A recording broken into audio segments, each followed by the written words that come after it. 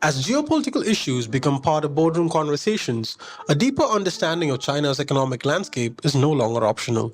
China in the Changing Geoeconomic Landscape is a 4-week fully virtual course by Takshashila Institution on how China is reshaping trade, finance, and global power. You'll unpack China's rise, its economic model, de-risking, trade as strategy, and Beijing's push to reform the global financial order. Applications close on 20th January 2026. Apply now. Welcome to All Things Policy, a daily podcast by the Takshashila Institution. We are a bunch of policy nerds based in Bengaluru, and we like bringing fresh perspectives to Indian affairs and Indian perspectives to global affairs. So grab a cup of coffee, sit back, and join us for today's chat. Hello and welcome to All Things Policy podcast of the Takshashila Institution. I am Abhishek and I am joined by Brigadier Anil Raman, and both of us are researchers at Takshila's Indo-Pacific Studies program focusing on the US. So today we are focusing on the Venezuelan crisis, and it is a pleasure to have you, Brigadier Raman, with us. Thank you so much, Abhishek. So, sir, when we start off about the Venezuelan crisis, what was the context to this operations, of capturing President Maduro? On night January 3rd, 2026, the United States launched an operation which it dubbed Operation Absolute Resolve. And this was focused on bringing the Venezuelan president, Nicolas Maduro, to what the US calls justice. It was an operation, a military operation, in which nearly 150 US aircraft, and which included all kinds of airborne platforms and special operation forces, particularly the US Delta Force, along with law enforcement agencies. They undertook a 29-minute operation on the ground, and they snatched President Maduro and his wife, who were then later, in the next 24 hours, taken to New York, where they were brought in front of a judge, and the trial of the president has begun. Now, the background to this operation is that the United States, President Trump, historically, had in his first term also tried to overthrow President Maduro. And this policy of antagonism between the United States and Venezuela predates that, and certainly after President Trump, Biden also carried on with this policy of hostility. Perhaps you can throw some lights on what is it that drives the United States towards decapitating the government in Venezuela. So I think there are several US interests involved, and I'll broadly state all of them. First is obviously the energy aspect of it. Then we have the diaspora. Then we actually have the narcotics angle to it. And we also have the hemispheric angles of it, which is described by the national security strategy of the US, released earlier December in 25. But if you look at energy particularly, there is a common consensus or a common discussion that the US actions in the region were primarily directed by the energy requirements or Venezuela's energy reserves. So Venezuela, as everyone knows, holds the largest oil deposits. It also has one of the largest, or the single largest, gold reserve in the world, and it is more than most of Africa. And these kinds of rich mineral deposits has always garnered traction to Venezuela. And even in this round of intervention, this was given as one of the main reasons, right? And even Trump administration has repeatedly claimed about the importance of Venezuelan oil, of how it is important for the US to control those oils, as also discussed in national security strategy. And the entire angle also is that, China and Russia are also, China is heavily dependent on, obviously, China is not heavily dependent on Venezuelan oil directly, but it is to an extent dependent on Venezuelan oil. And China is the largest, obviously, the customer of Venezuelan oils. And also there is a Russia angle to it, which balances the entire global oil trade and controls oil prices because of Venezuela's involvement in this case.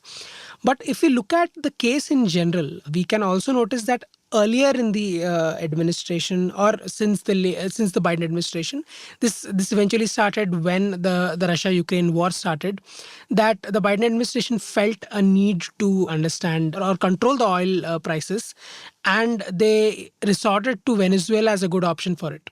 Venezuela was already sanctioned; their oil exports were limited, but after this war, Biden administration had worked to loosen those regulations and allowed companies like Chevron to invest in those countries and expand their investments as well. And this was obviously continued through the first part of Trump administration until obviously Marco Rubio's role increased, right? And sir, you have been studying Marco Rubio's role very, very strongly in this regard.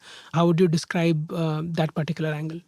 Well, actually, the decision making, which led up to this operation is very interesting. In the beginning, when President Trump took over the administration, the ambassador to Venezuela was Robert Grenell. And what he did was he was Richard Grenell.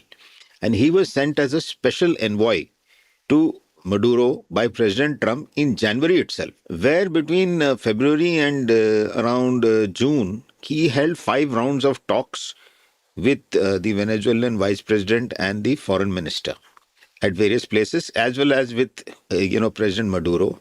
He managed to get certain hostages who were being held in by Venezuela also released. And the general sort of thrust was that the energy component was the heart of the deal between the United States and the Venezuela at this stage. And that scenario sort of saw Maduro remaining in power, and in return for phased licensing for Chevron as well as certain new entrants. And both the sides agreed to cooperate on security, that is basically joint anti-narcotics maritime patrols in the Caribbean, and the United States sort of deferring the designation of Cartel de los Sol, who were considered to be a drug cartel with military and government members. The United States said that they would stop designate more and more figures under this terrorist label. Then by May, deportation flights had also resumed. And in fact, Trump himself told reporters on 18th May and later on around 18th of May that Maduro had offered everything. But then what happened was that it sort of, Rubio then got into Marco Rubio, the Secretary of State, he got into the act. He leveraged his position and his deep ties to the South Floridan, Cuban and Venezuelan exile communities. And he sort of systematically dismantled Grenell's approach to Venezuela, which was based on peace and cooperation. He shifted the narrative to drug trafficking and criminality, and rather than democracy, and he quoted the 2020 indictment of Maduro and his senior generals for drug trafficking. This had taken place in 2020. Also, there were, here I would like to highlight certain factors which also led up to this. One is the Cuban-American domestic politics plays a very decisive role. With over 700,000 Venezuelan voters in Florida and Cuban exiles organizations, they all hated Maduro's regime. They were basically refugees from Maduro's regime. And they also hated Havana because Venezuela and Cuba, as you know, they've been linked. So Rubio had this, he has a personal ideology, which is long-standing, about the 3 tyrannies. The 3 tyrannies doctrine, which links Cuba, Venezuela, and Nicaragua. And if he had shown any signs of being soft towards them, then it would have been seen as a strategic surrender by his own, voters. And this electoral calculations intensified because with the 2026 midterms and in 2028, Marco Rubio is a potential presidential candidate. So Rubio understood that, the Florida GOP base would reward if he acts tough rather than remaining silent. In fact, they would think if Rubio remained silent, they would think of it as a betrayal. also evidence sort of suggests that, this came right at the time when President Trump was looking for support for his big, beautiful bill. I mean, he needed to get that bill passed. And, Florida's Republican congressional delegations, which included Cuban American representatives, along with Senator Scott and Rubio himself, they controlled a large number of votes in a narrowly divided Congress. So any perception on going soft on a Castro-supported regime, I mean, Castro is the leader of Cuba. If they were supporting Venezuela, then it would have had very great electoral damage. And so that sort of, you can say, played an important part in, changing the political calculus towards the U.S. approach towards Venezuela. And however, there was another group, which was sort of another party which was interested in this. And that was Stephen Miller, the Deputy Chief of Staff and the immigration czar. Now, he wanted Venezuela's cooperation so that the migrants whom he wanted to send back, I mean, there were nearly 600,000 Venezuelan migrants in the United States who had fled Hugo Chavez and Maduro's regime, basically Maduro's excesses. He wanted to send them back, and he could not do that without the cooperation of Maduro and the cooperation of Venezuela. So he was also more initially on Grenell's side, of having a peaceful or rather cooperation with them rather than conflict. But then I think Rubio successfully convinced Trump that, the Venezuela policy was kind of inseparable from Florida domestic politics and there would be a cost. And then that sort of changed the whole game. So you had in September, suddenly a $50 million bounty was declared on Maduro. He was portrayed as a fugitive from justice. And this was also reinforced by about October. Then there was, the authorization of the CIA operations in October by President Trump. And of course, it is believed that Marco Rubio also was influential in the deployment of, the Gerald R. Ford carrier strike group. And all this sort of led to the pressures building up on Maduro. And it shows how the United States policy sort of shifted initially from cooperation towards a more confrontationist approach. Now, perhaps, you have something to say about the MAGA influence also on domestic politics? Yes, sir, definitely. I mean, major part of it has been discussed by you in terms of electoral influence.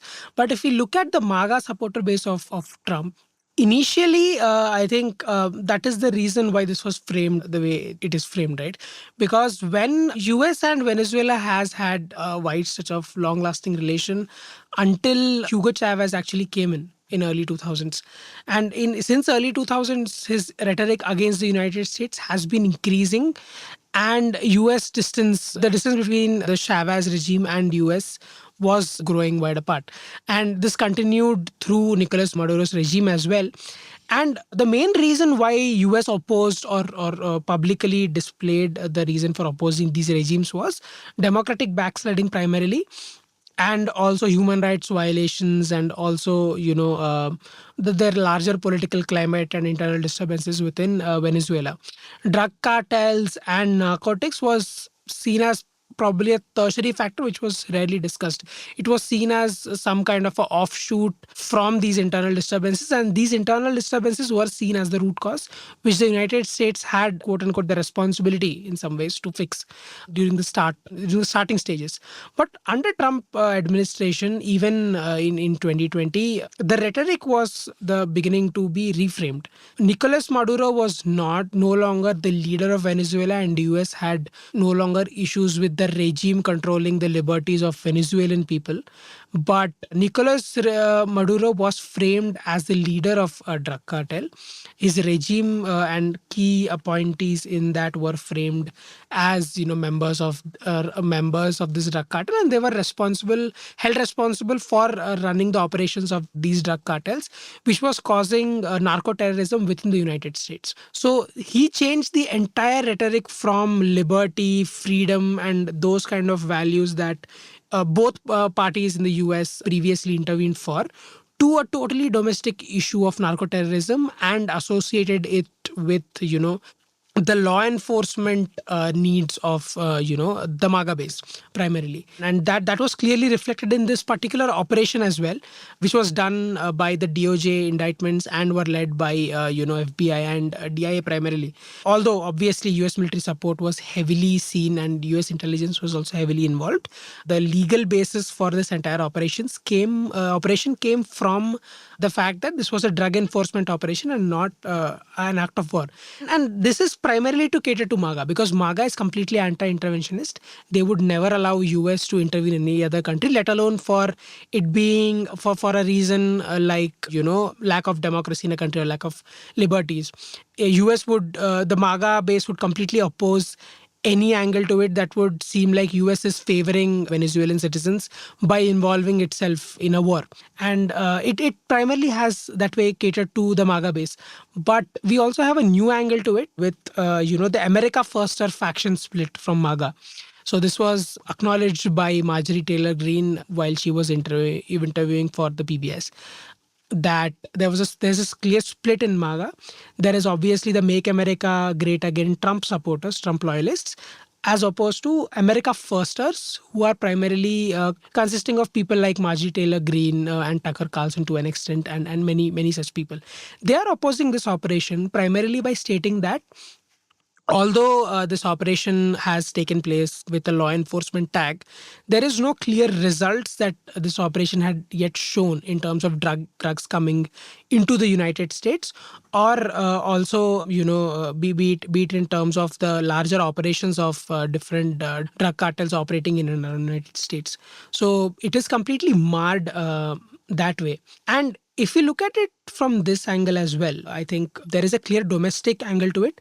There is also obviously an international angle to it, which was dubbed the Donroe Doctrine after the Monroe Doctrine, right? Could you shed some light on that as well, sir? Yeah, sure.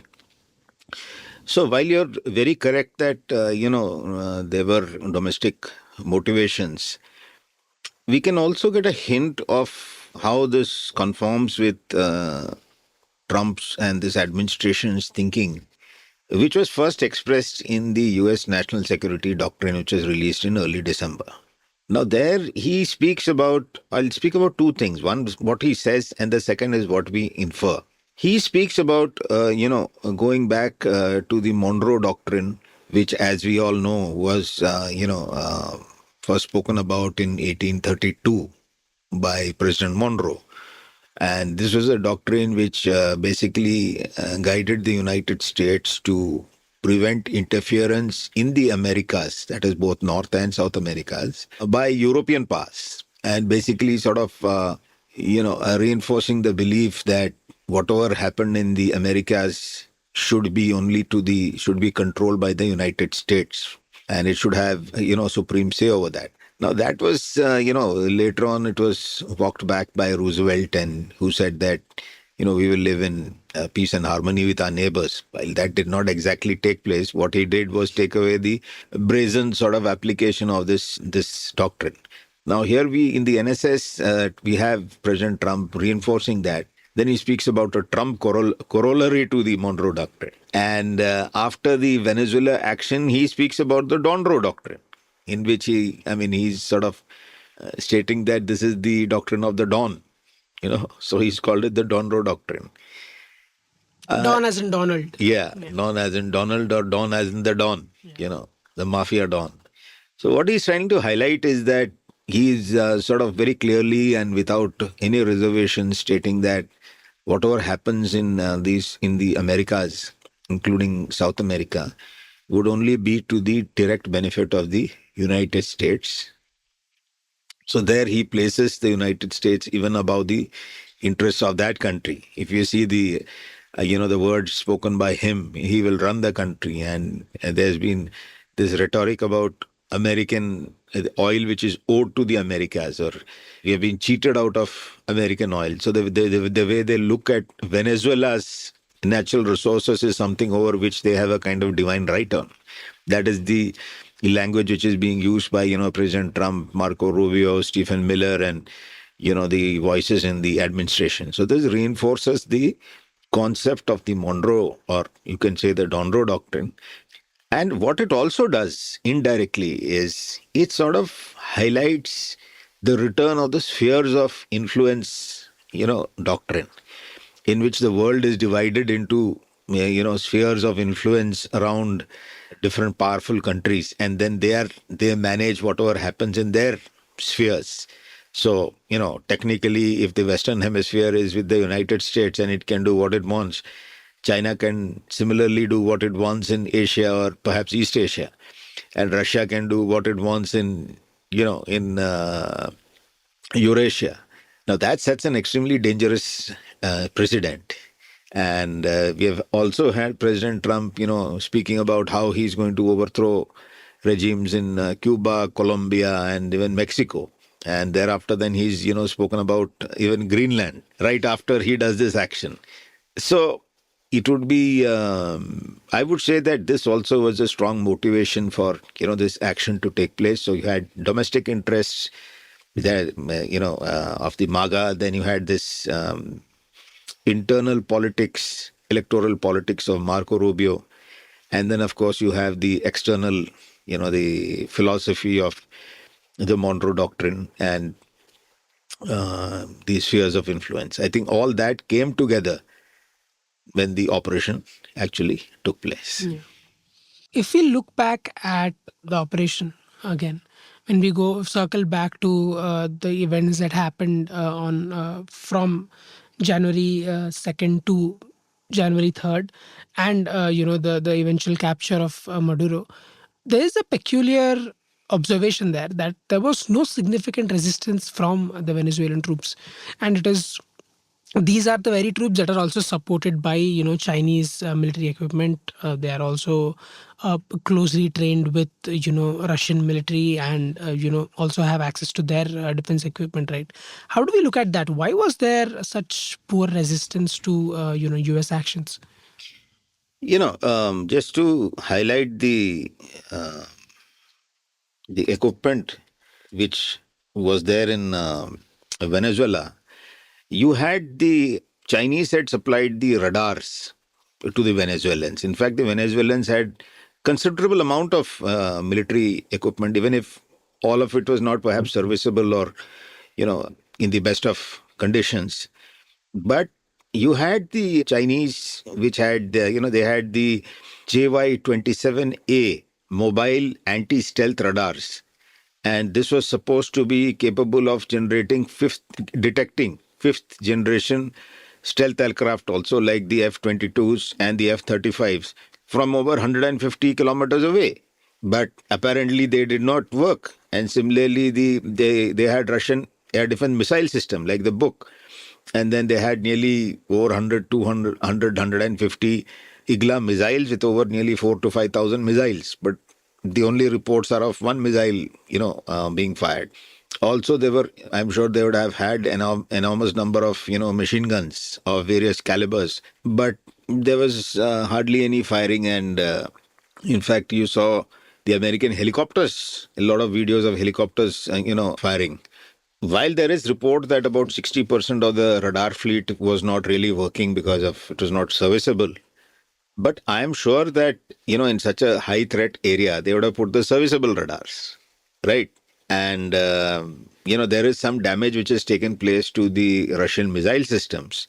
But if you look at if there's a country which has been under threat for nearly 4 or 5 months, they know something is going to happen. The kind of resistance offered was minimal. So I would lay the blame, not the blame, but I would explain it not really because the weapon systems themselves were incompetent. Yes, certainly because the United States claimed to have undertaken, extensive electronic warfare and cyber warfare measures. So no doubt that would have played a part. But I think that there is possibly because the Venezuelan army, which functions very closely with the deputy president, they would have probably been compromised. And that is possibly the reason why very, very little resistance was put up to this entire operation.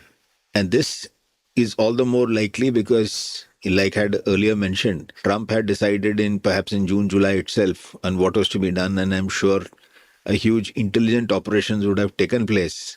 In fact, there are reports that Maduro's minute-to-minute, movements were being tracked.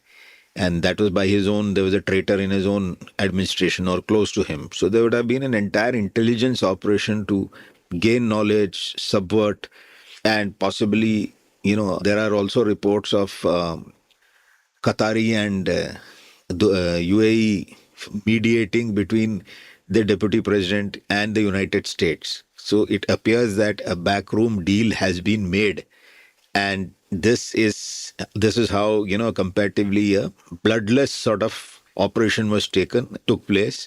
And Maduro himself, I think, had been offered exile many times, but he was dithering.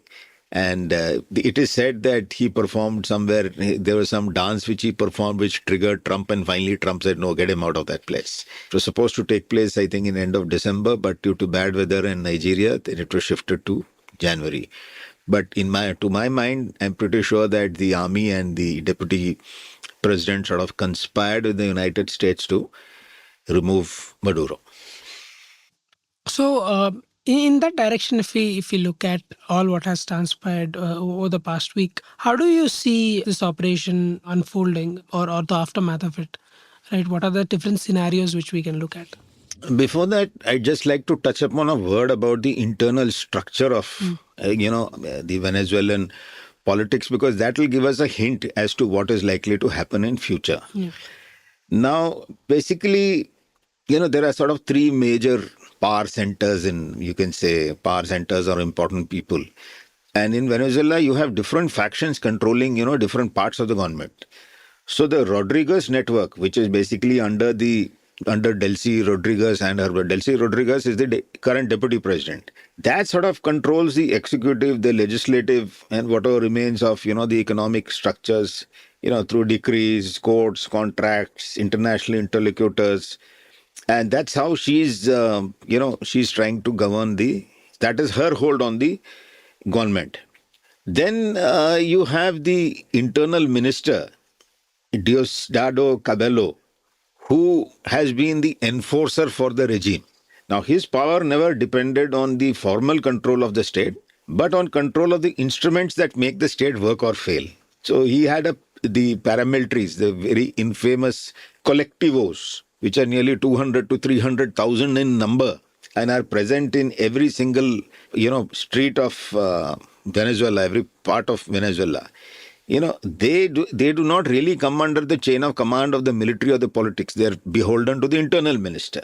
So he need not, he is also a power center. And, Delcy has to cooperate with Diosdado in order to ensure that the country runs.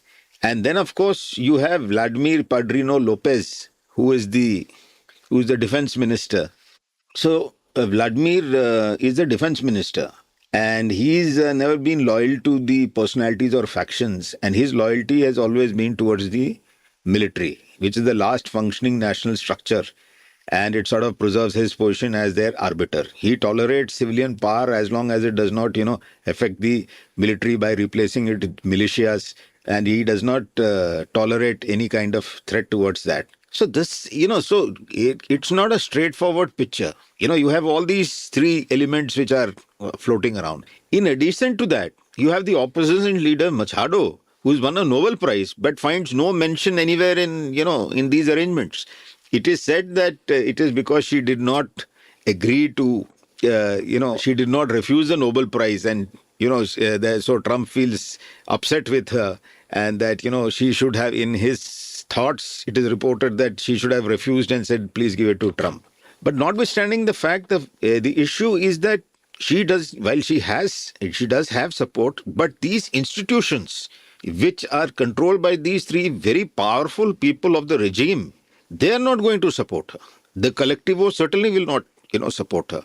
The military, again, it is, it's a tough question because they've been fighting against these people. So this is the kind of muddled situation that you see, which is, these power centers which are there in Venezuela. And it is the interplay between these which are actually going to shape the scenarios which are going ahead. So, you asked me about what are the scenarios.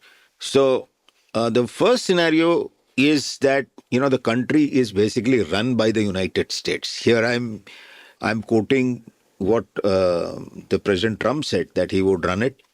And of course, that was sort of walked back a little by Marco Rubio. But in that scenario, you'd probably find that the US would have perhaps a special administrator. There is special representative. There's been talk of Stephen Miller playing an important job in the administration of Venezuela, though it's not clear. So that is one scenario in which, the US is very heavily involved in the running of the government of Venezuela. Is it likely? I feel that it is less likely. I think that they will not make the mistake what they made in Afghanistan and Iraq. Nor do I think with this, most of the Maduro regime still intact, I don't think that would be a very wise decision. But yes, that is certainly a possibility. The second possibility is that, the way it is going, you have the deputy president running the country in close cooperation with the United States. Whatever the United States want, it gets. And in return, the existing regime is not really disturbed and the deputy continues to run. It is interesting to note that in the charge sheet which has been filed, Maduro's son has also been named in that.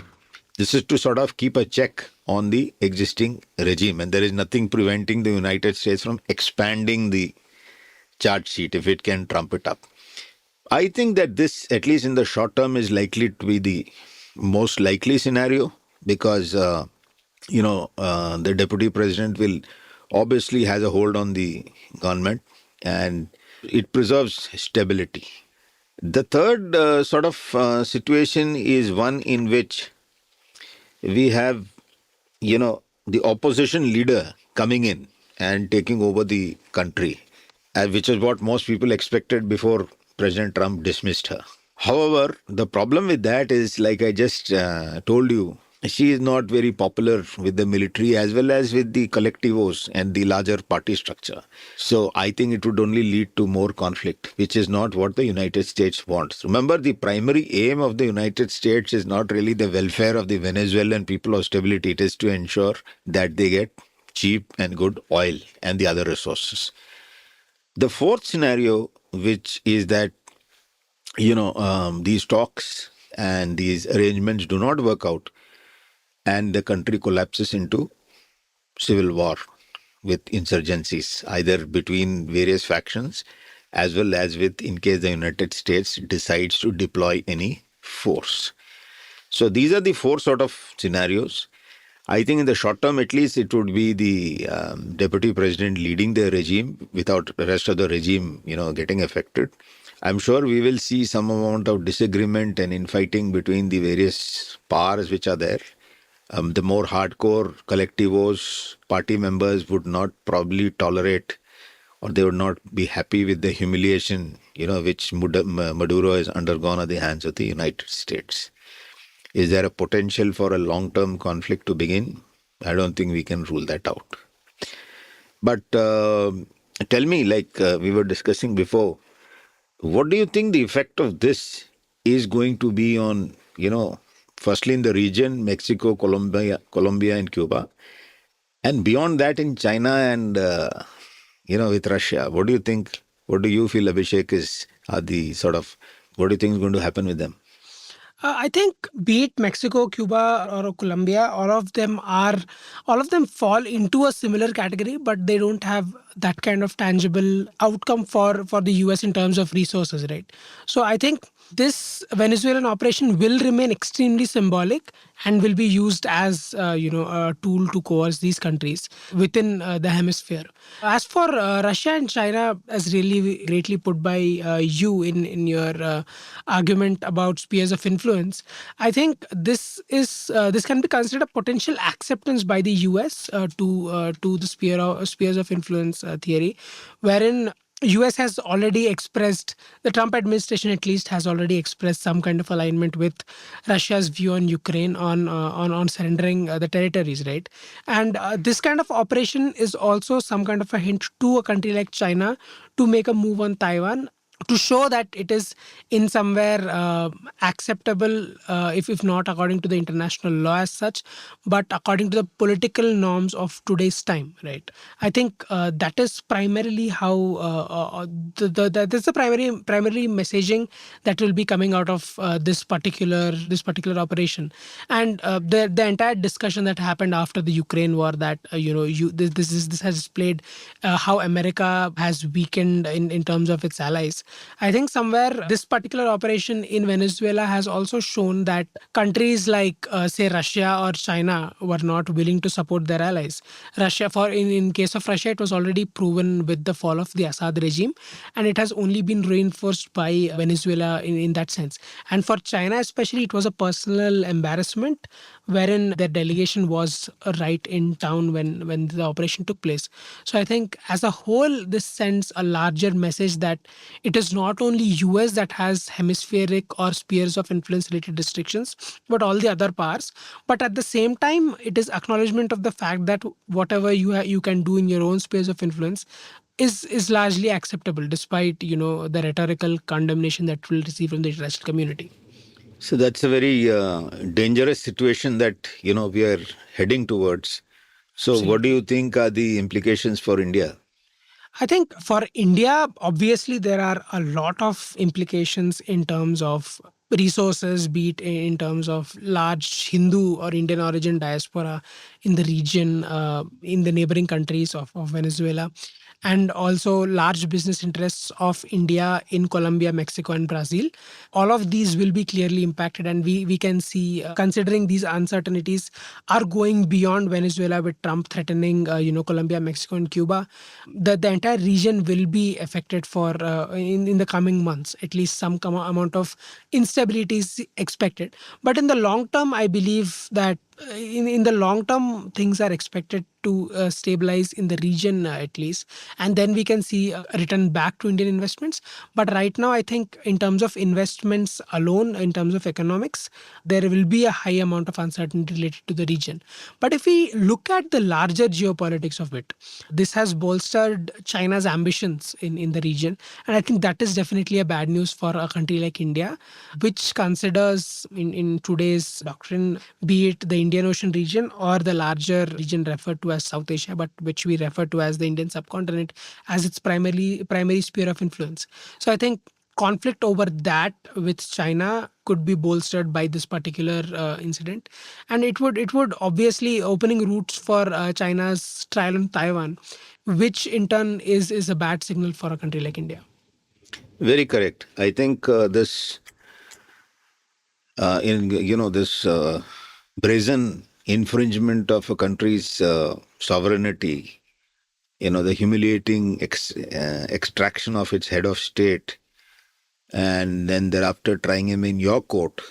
And while trying him, within the first 24 hours, you drop the main charge, which is against him. That shows a very arbitrary exercise of power. And that does not, augur well for the entire world, let alone the United States. Yes, sir. I think with that, we can conclude today's session or discussion on this matter. And I hope we see a more peaceful conclusion to the larger region and conflicts going ahead. Thank you so much for joining me, Brigadier Raman, and thank you so much for the audience to be with us today. Thank you. If you liked our show, dive into Takshashila's research on technology, strategy, and economic affairs. Check us out at our Twitter handle @Takshashila INST or our website takshashila.org.in.